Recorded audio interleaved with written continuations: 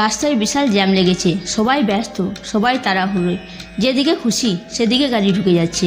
কেউ নিয়ম মানে না, কেউ পথ দেখে না, যার যেখানে সুবিধা সেইখানেই ঢুকে পড়ছে। ঠিক এমনটাই তো হয় আমাদের জীবনেও।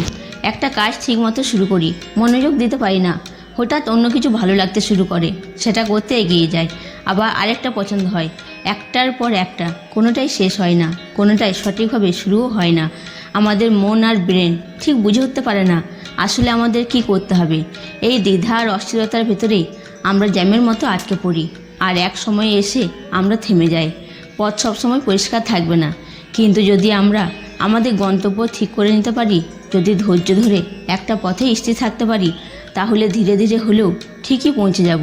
তাই আসুন আর সবাই মিলে ভালোবেসে আমার সঙ্গে বলুন জয় শ্রীকৃষ্ণ। ভালো লাগলে একটা কমেন্ট করে জানাবেন, আপনার প্রতিক্রিয়া আমাদের অনুপ্রেরণা দেয়। আর এমন হৃদয় ছুঁয়ে যাওয়া কন্টেন্ট পেতে ফেসবুক থেকে দেখলে ফলো শেয়ার করে পাশে থাকবেন, আর ইউটিউব থেকে দেখলে সাবস্ক্রাইব করতে ভুলবেন না।